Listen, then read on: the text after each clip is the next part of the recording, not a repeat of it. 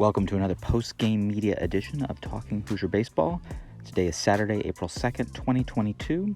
The Indiana University baseball team dropped the second game of the Northwestern series, 7-6 today. The media caught up with head coach Jeff Mercer after the game. I thought today was one of the first times we've been really immature offensively. That kid pitched his tail off. Kudos to him. He gives no free bases. They're not making errors. And so there's no freebies throughout the game, right? So you've got to be able to string together really tough at-bats. You have to be able to scoot forward in the box if you need to compete, to hit ball the other way. And we've gotten very used and comfortable playing a certain way offensively.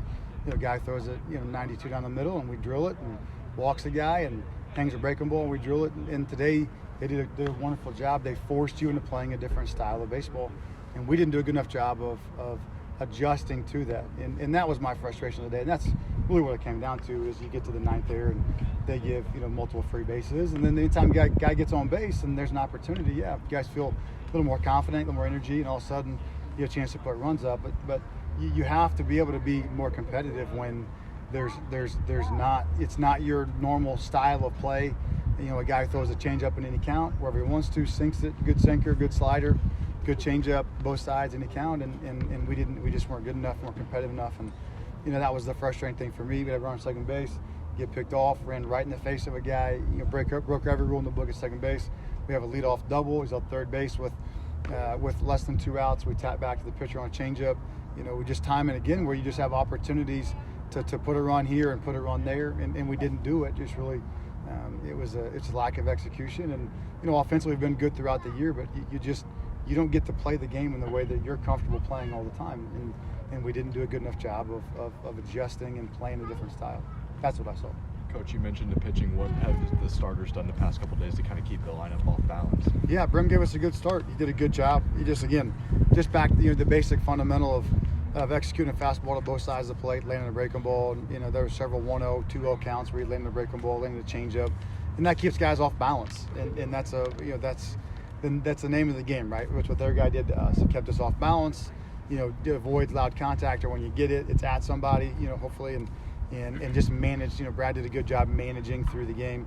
They had the big hit there, with the double to center, with 2 outs and 2 strikes, and ended up being kind of a deciding differential there. But he did a good job. We've had good starting pitching. Those guys have gotten better and they've adjusted.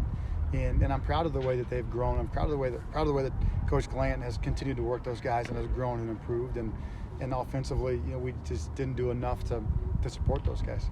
I wanted to expand a little bit on Bremer's start. He had a good day, but it was interesting. He got a lot of swing and miss contact, but there were other times when the Northwestern made contact and it was hitting pretty hard. So can you talk about the difference between when he got swings and misses and when Northwestern actually made contact? Well, a lot of it's just the sequence in which they throw to. So if he's behind in the count, if he has to double up on a pitch, if he's unable to control an off-speed pitch and has to go back to a fastball or throw the same one back-to-back consecutively, at the same time they hit. They've scored 10 runs. Coming into the weekend, somebody pointed out they scored 10 runs in 7 of the last 8 games. So they're a good offense. They have some veteran guys there that can really hit. Very, very well coached, and they're gonna punish mistakes. And sometimes they're gonna punish balls that aren't mistakes. That's what good offenses do, and they did that. And Brad competed his tail off and gave us a good enough start to win that ball game, and we just didn't do it. Ty Bothwell had a smoother outing today. What did you see from him? Again, just located the fastball. And when you force guys to manage both sides of the plate, it's a lot harder for those guys. In essence, they're gonna take half the plate or the other. That's how you teach offenses. Like, you're not covering the 1 zone, you're not covering the 6 zone. You're going to cover one or the other. So if you can go both sides, you can only manage half the plate at a time. And Ty was able to land his fastball much better today. Landed a few off-speed pitches, got crossed up once, but Ty was much better. He's been working really hard. Ty's talented. He's good enough, and we're going to need Ty to continue to grow and improve for the course of the season. And he did that today. He took a major step in the right direction. I was really happy for Ty. We talked about resiliency a lot this season in these post-game press conferences, and as frustrating as it is today, the offense comes back and scores 6 runs in the 9th inning. How important is that the lineup stays focused even in times where they're down? Yeah, no, it was great. Yeah, and I told him after the game, everyone you leave here, everyone's going to pat you on the back and say we scored 6 in the 9th. That's awesome. It's terrific. You have runner on first base in your top of the lineup with 1 out, and you have a shot, right? It is great to see that. But what bothered me, and I told them, was what bothers me is that, they go 4-pitch walk or hit by pitch or whatever it is, in that allows us to kind of jumpstart and get some energy going from there. When the game is not in your favor, that's when we have to compete better. But yeah, again, we are offensive enough to put up runs in bunches, and so when you have that, and they're tough kids. We just didn't want to adjust today. But once the game was a little more in our lane, yeah, go and put up runs and hit and be comfortable and those things, and it just has to happen sooner than that. There's been a lot of shifts so far this series, a lot more than I've seen, at least here in the rest of the season.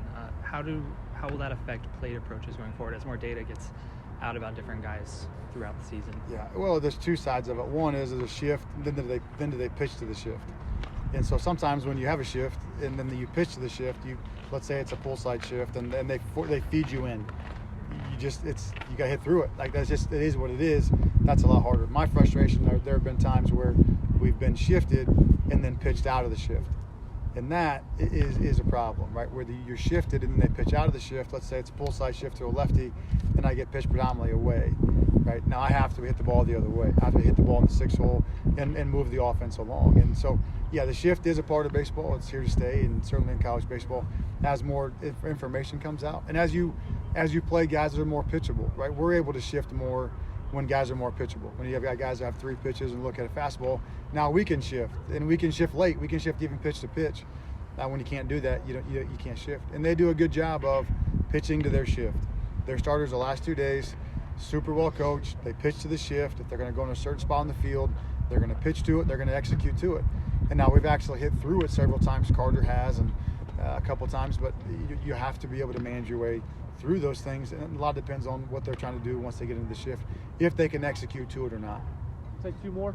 Phil Glasser with a pair of nice plays today. Wasn't able to get the runner on that ground ball in the gap, but did cover a lot of ground. Yeah. What have you seen from him defensively that sort of contributes to his excellent range on the field? Yeah, Philip is an incredible worker. He's the great thing about him coming here this year is it's given the rest of the guys a great example of how to work defensively and be a marksman defensively, someone that takes great pride in the way they handle the ball, the way they throw the ball, his throwing program, his arm strength, all of that's self-driven and motivated.